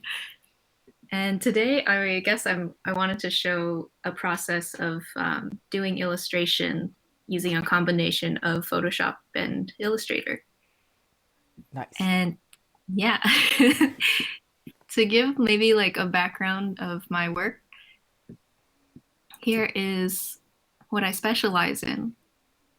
So I do illustration that is inspired by like my childhood interests, like comics, manga, and anime. And I guess like people who have seen my work before, they described it as soft and sharp because of the line quality, uh, like so. And then soft because of the soft colors used. Yeah. Nice. Yeah, mostly inspired by kind of like a retro color palette and very minimalist lines. Yeah, so in the past, I've made my own books. So I've self-published a few drawings and projects, like comics and fashion zines. And yeah, this one was a collection of 100 drawings that I did in Japan when I was living there. It was sort of a more experimental time in my life so far, so that was really fun. As well as personal projects, sometimes I do commission work for music. So these are like album art covers. Hell yeah. Yeah, these are really fun to do. I think this one where Ehi and Ami was one of the first that I've ever done. And I documented the process. Oh, I haven't looked at these yet. For it. These are all on your website. Yeah, they are. So you can see that these are the rough, very early sketches of the fashion. I really like drawing clothing, so I was like, hey, you guys have any preferred outfits? I gotta say, you perfectly. I mean, I spend a lot of time with Ehi, and you perfectly captured like his energy in those sketches. I mean, like, I'm so familiar with the album art from like looking at it all the time, working on the remix, but like seeing those sketches for the first time, it's like you got it. I'm glad.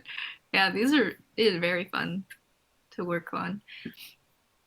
And then yeah, other than that, sometimes I do like event poster illustration.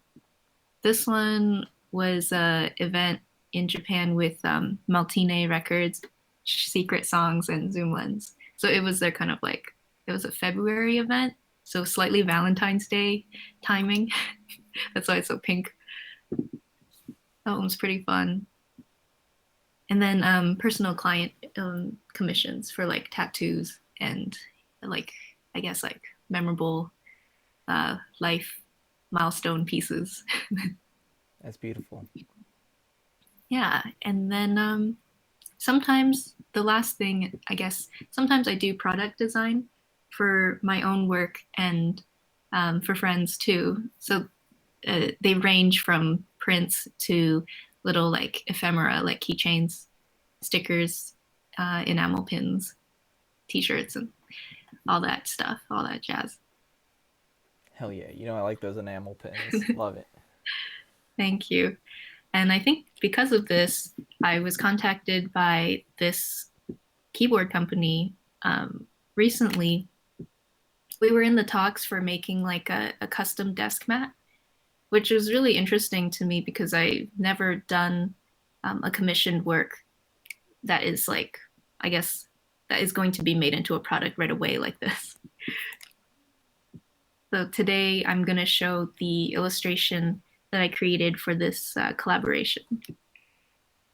Yeah, it was made for this key set from Mintlotica. And she created this kind of like rainbow keycap set that's customizable.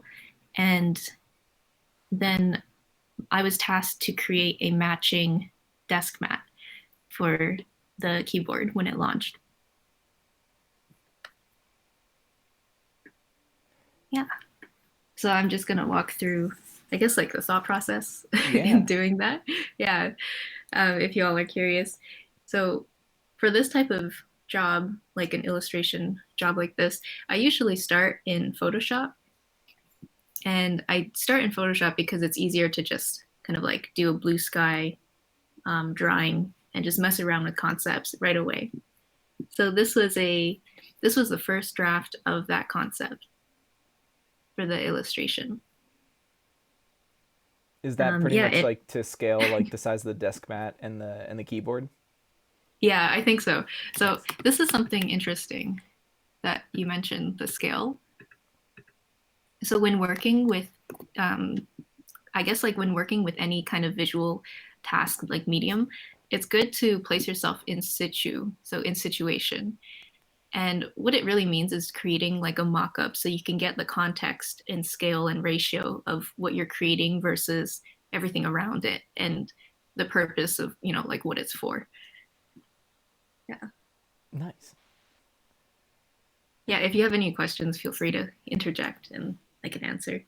I'm going to check and see what kind of questions we got in the event server, but I really like how like you captured like the kind of grid aesthetic that's associated with like keyboards, and you put that into the design. I really dig that. Lyta asked the question, what do you think inspired your work / your choice of color palette for your designs? I know you mentioned some retro aesthetics. Tell us about that. Oh yes, yeah. I'm for this illustration. I think I was inspired usually by what I'm working with or what I have to work with. So for this one, there was 4 major colors for the job. I think it was like mint, lavender, cherry blossom, pink, and peach. So I tried to use those and incorporate them as like the major color accents. And then for like my personal tastes, I have a library here. These are my favorite colors, so I just kind of created a palette. Nice. Every time I'm making something, I like refer to this. And some of them came from Copic markers that I owned in the past. And I actually included their names like next to it here. Fluorescent, orange, yellow, Y18. And then how I went about choosing those was because I had some like old magazines and I had some like old print ephemera, like print media. And I just really like their retro, like vintage kind of pastel color. So I picked up some markers that matched it in tone. And then that's how I created my color palette. Nice. Yo, Lyta's shouting out Demon Slayer, Wisteria, like from Demon Slayer. Oh my god. Cool. So that's that for the Photoshop phase at least. So from here, I guess like moving along, I'm just gonna move along as we answer questions. Sure. Yeah. From there, this is another mock-up. So from there, I move into like a cleaner sketch of the idea. And then during this phase, I like to think of it as like the tie down phase. In animation, tie down is, well, actually, maybe in illustration and I guess my education so far, tie down for me just referred to doing another copy of the sketch, but cleaner and with a little bit more detail. So that's what's happening here. Huh. Yeah. And I think once here, this was when I was toying with this idea of snails, because as a child, my sister and I used to collect snails when we were younger. And for some reason, it just became this symbol of like a mobile home. And so I started to connect the ideas of the internet, like a digital identity being mobile with us. So in a sense, we're kind of encased around this, like we're encased within the digital identity that is invisible, like a shell. That's a beautiful analogy, honestly. Thank you. I was a huge Digimon fan as well. So anything to go back to the roots. Hell yeah. Yeah. And then here I included like a little house too and a cat because I like the idea of connecting a like home goods, like a home product with a tech product because our lives are so ingrained with technology these days that this desk mat felt like a doormat to me in a way. Like it's like we're like going into our online homes, online houses.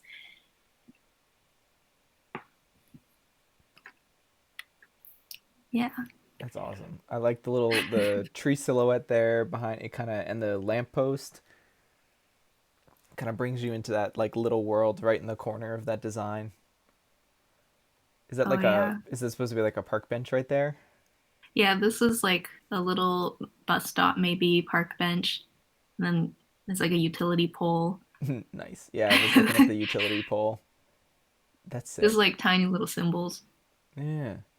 I really appreciate that. I'm a big fan of like kind of like iconography.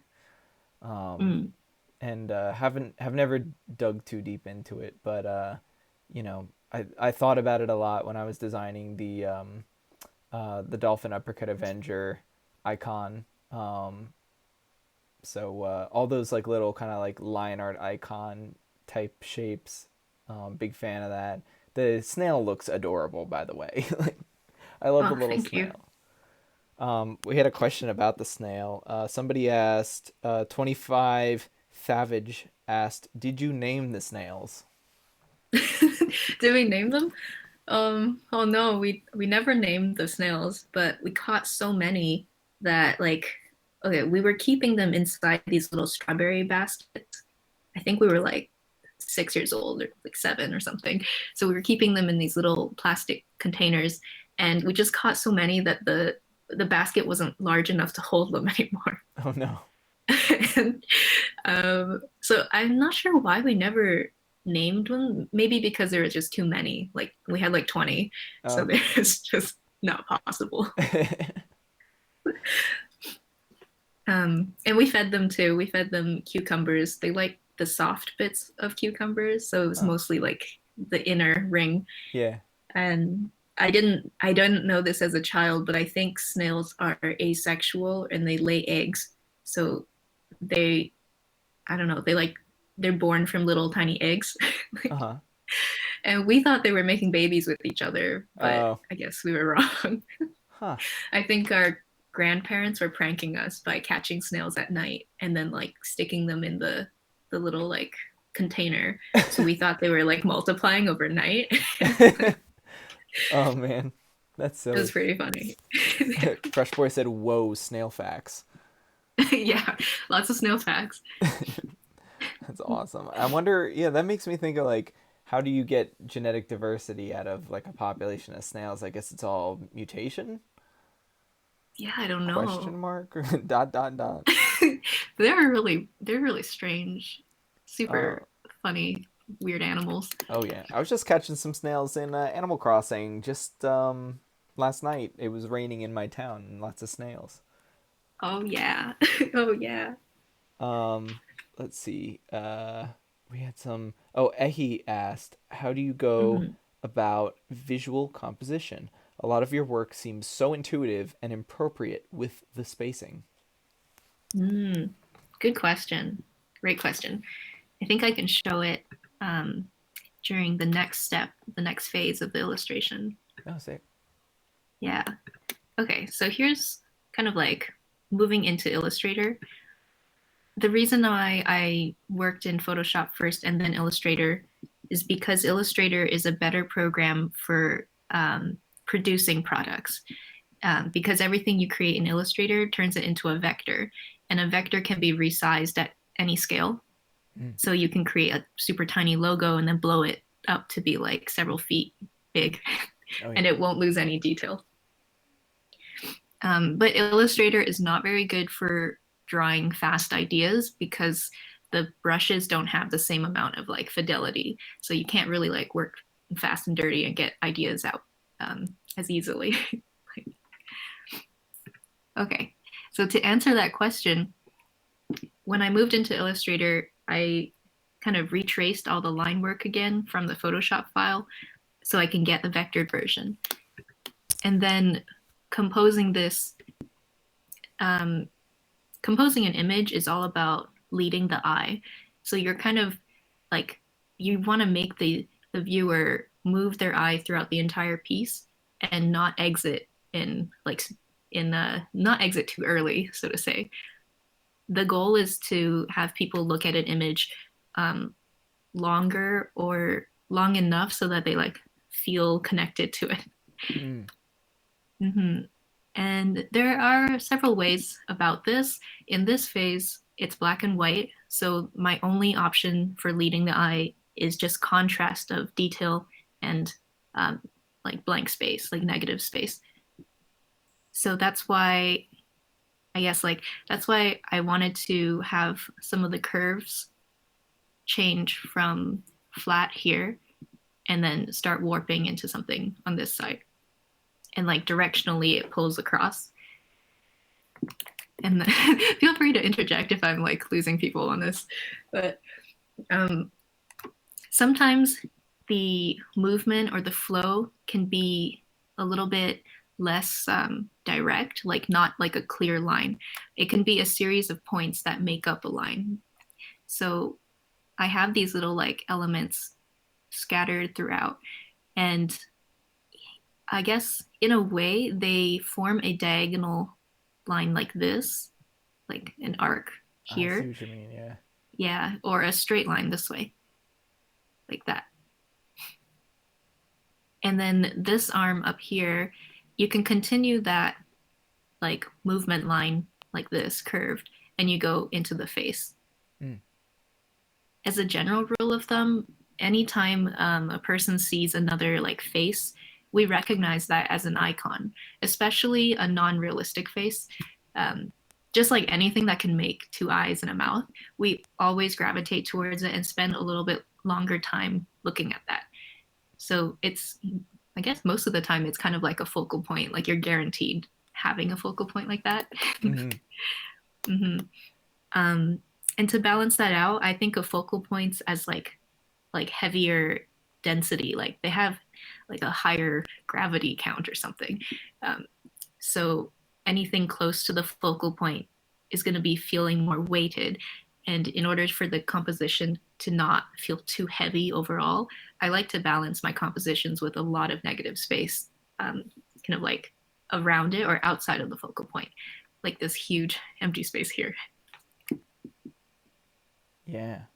It's really interesting hearing you talk about the kind of like vectoring that you're doing when you're designing these, because like, you know, I'm trained in filmmaking, so you know, when I try and apply those same kind of techniques when I'm like, you know, working in cinematography, and you know, the first time I saw this when we did the last AMA, I was very drawn in by this, and to hear you talk about like all the different levels in which you've kind of created all those vectors really helps articulate why it seems so beautiful and so kind of like why it pulls you in, like you said. Oh, thank you. Oh, filmmaking is a really great medium for visuals, like cinematography. Oh yeah. Yeah. Yeah, that's like, I love films for the composition and stuff too. Hell yeah. It's really cool. Yeah. Yeah, so I just kind of quickly drew two eye traces that I wanted, or like I intentionally tried to design around. The orange one is like a spiral, so it follows kind of the same methodology of the Fibonacci sequence, the golden ratio. And yeah, and if you're a designer, like having one side of the composition be really negative in space follows that ratio perfectly. So that's like a good composition thing.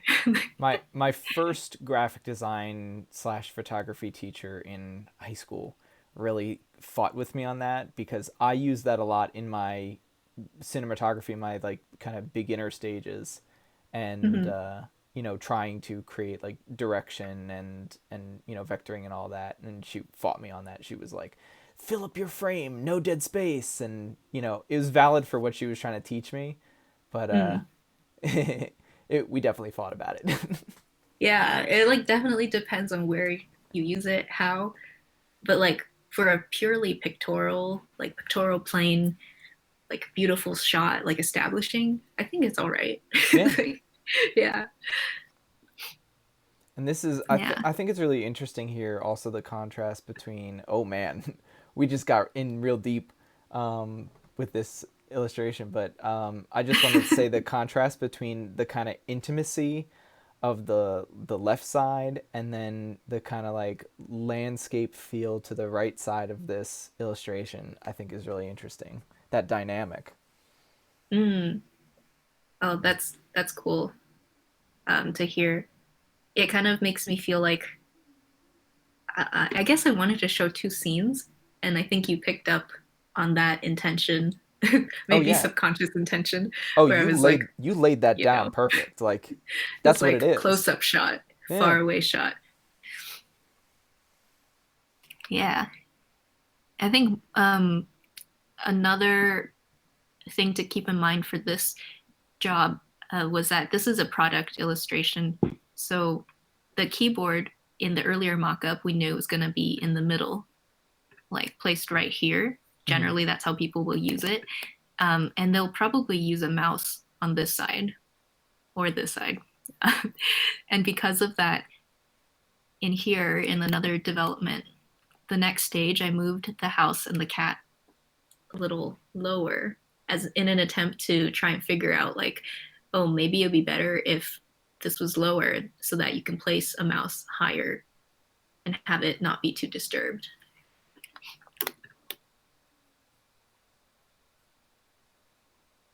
That might be it. System defaults. Give me a second, Genie. I might be able to fix this.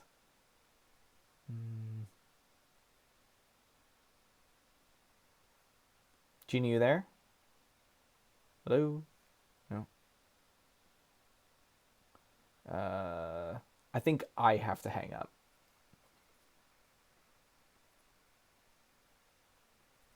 Okay. I'm gonna hang up and I'm gonna rejoin.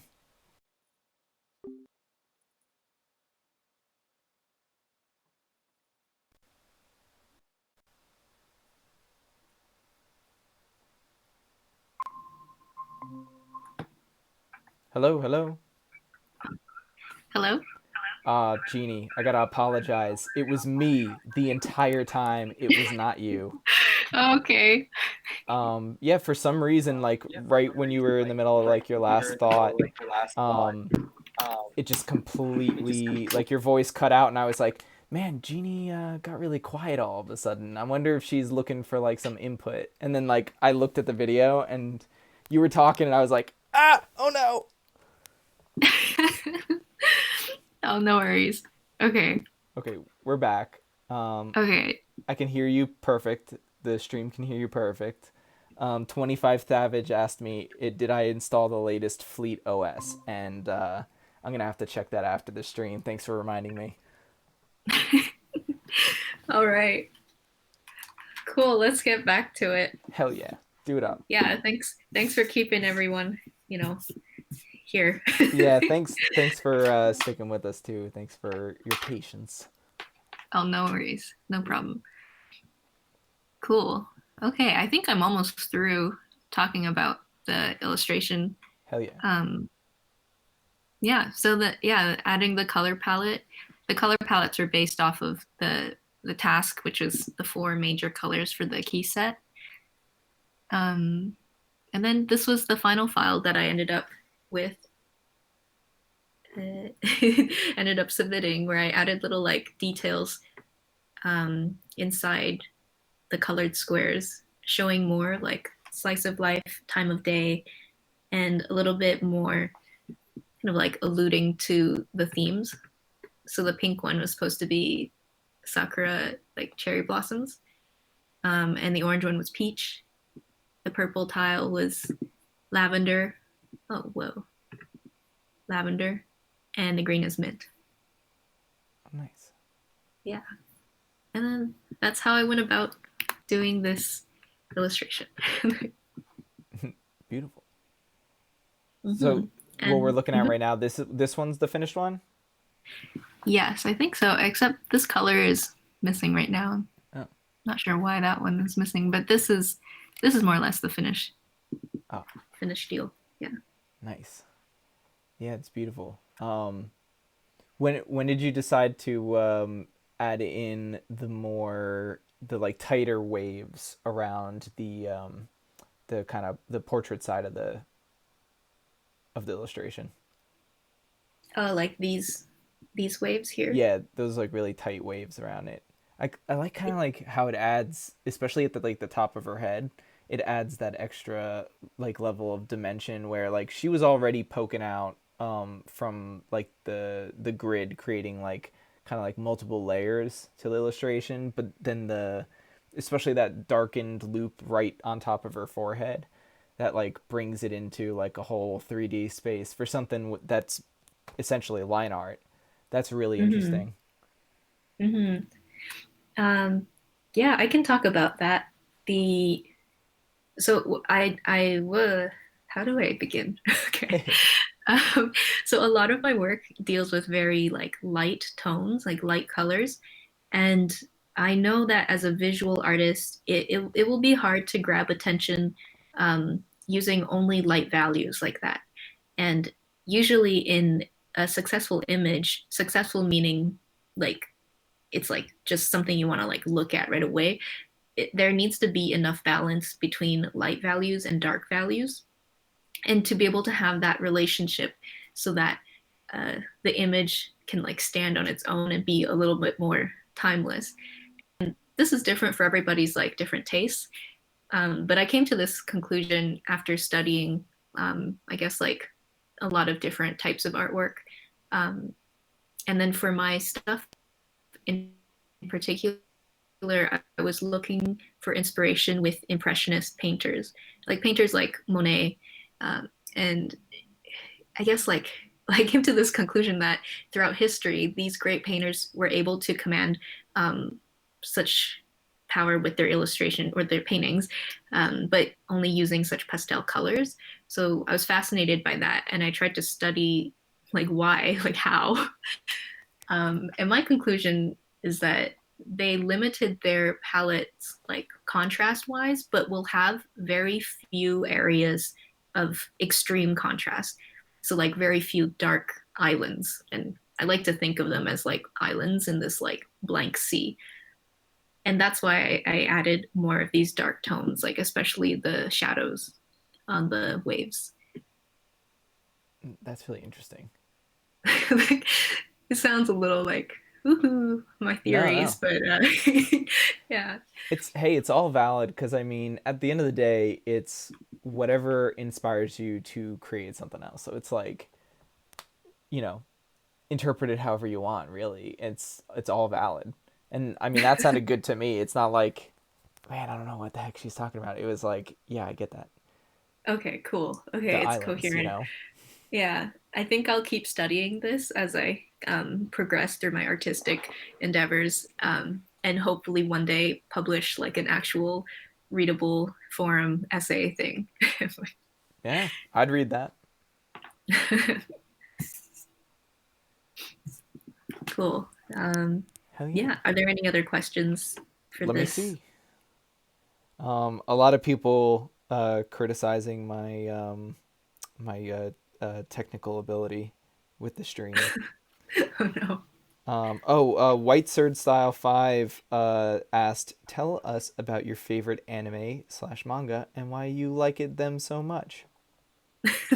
My favorite, Okay, I like Evangelion, the original series, and I like Last Exile. I don't know if a lot of people have heard of Last Exile. I have not. Okay, I'll pull up a visual.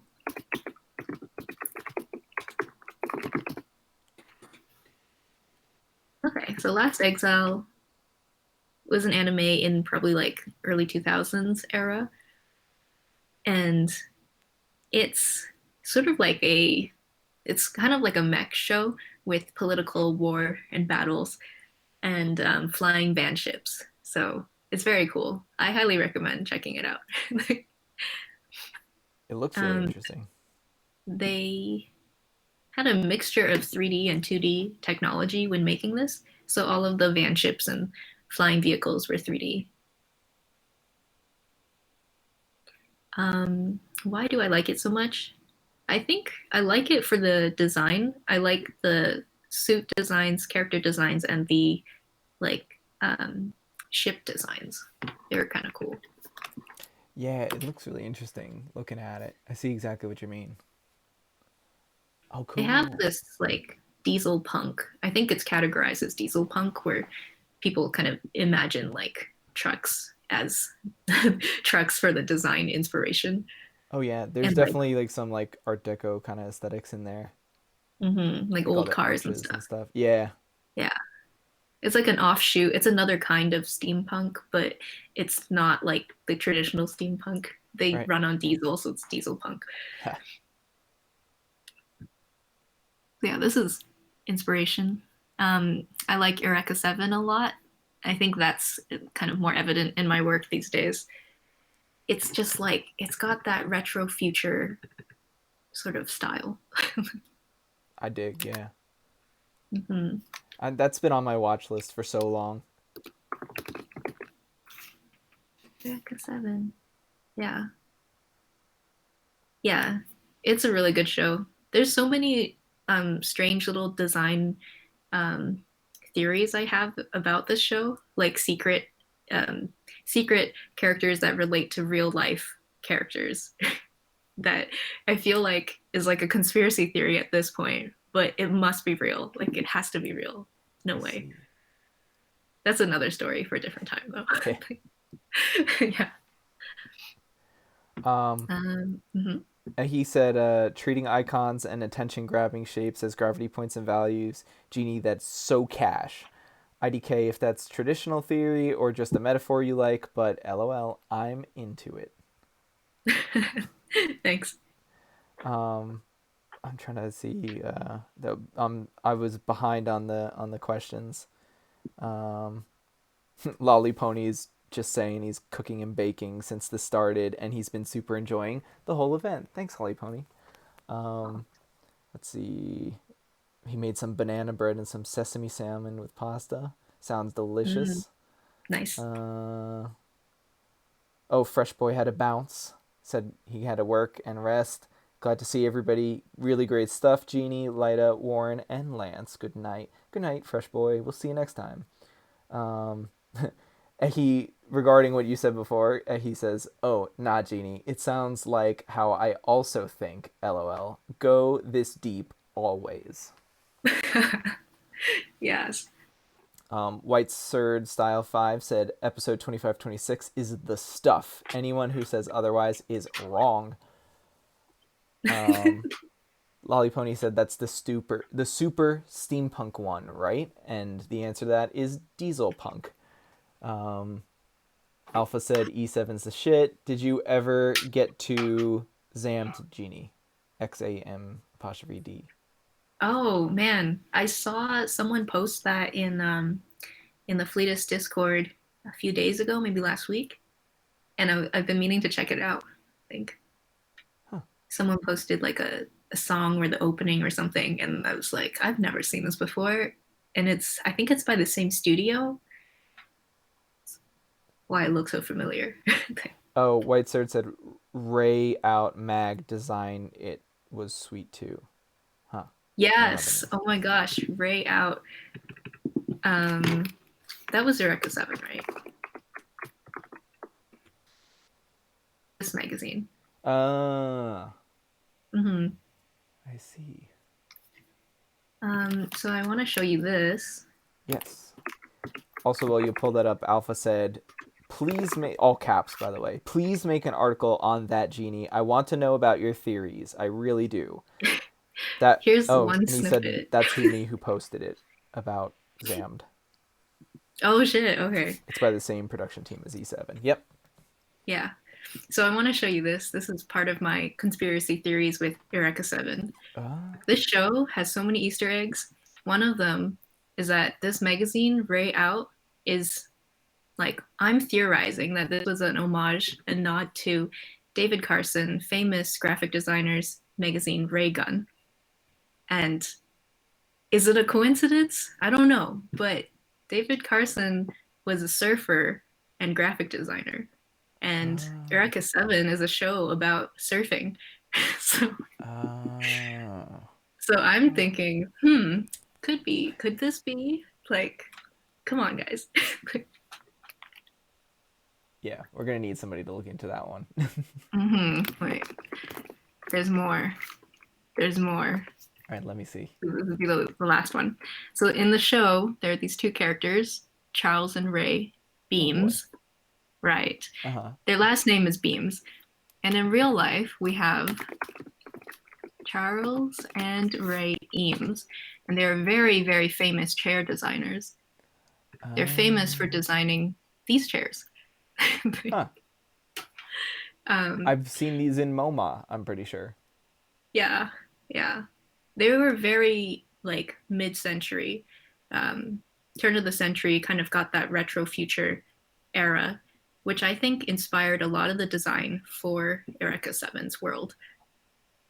The mid-century modern shapes. So those are two of my conspiracy theories so far. Like, nice. Yeah. Whoa, Okay. that's hella. White Surd Style 5 said, whoa, that's hella dope about the mag. Hell yeah. Yeah. I guess, like, should we wrap this up or yeah? keep going? We're like well past when we were originally supposed to end. So I always enjoy talking with you and Lyta and Lance and Warren. So it's like, for me, the time flew and I didn't even realize it. So, but oh man, yeah, I think we could call it. Do you have any like closing thoughts for the night? And I think Lance and Lyta are also in the chat. You guys could feel free to jump in and help us wrap the show if you want. Genie, Nice. you're so cool. Wow. Oh my god, you guys are so cool. I just thought the whole thing was great. Mm-hmm. Hell yeah, Lance. That's great. I just have one thing to say, I guess. For people who are interested in maybe using this illustration as a desktop background, I made it free for download on Gumroad, so I can share that link with y'all. Yes. Oh, I'm bless. downloading that tonight. I think I made like for phones and iPads too. So if you're interested, there is a light version and then a dark version for like night mode. If you like to save your eyeballs at night. Hell yeah. Yeah. Yeah, So- post it up. We're gonna download. We're gonna rep you. Oh man, thank you. So that's it. The Put on my desktop. Animal Crossing flag. Oh my god. Please show me. I love Animal Crossing so much. Yeah, the desk mat is still on sale for 6 more days, and then after that the group buy will close. So that's all I have to say for the last bit. Oh, very nice. I love it. Thank you for sharing that. Yeah, thank you for this call and episode. Oh yeah. Oh, I had so much fun, and this is gonna be on YouTube. That was actually one of after we did the last AMA, that was one of the things Genie said is like, can we get this on like YouTube, like recorded? And I was like, I agree with you. We should do that. So, this was a really wonderful night. Thank you so much, Genie, Thank you to Lyta. Thank you to Lance and Warren. You guys are so awesome and so incredible and talented. And I just had a pleasure talking with you tonight and learning about your perspectives on art. And thank you to everybody who participated in the Discord. Everybody who shot us questions and tell all your friends.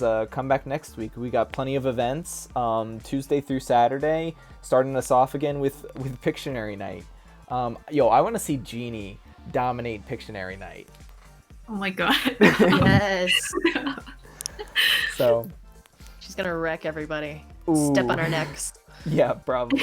Oh no. So yeah, Pictionary Tuesday, group album listening on Wednesday. Thursday is another Animal Crossing block party with Fast Life. Friday's movie night, and then we'll be announcing the special event for Saturday this week. So everybody listen.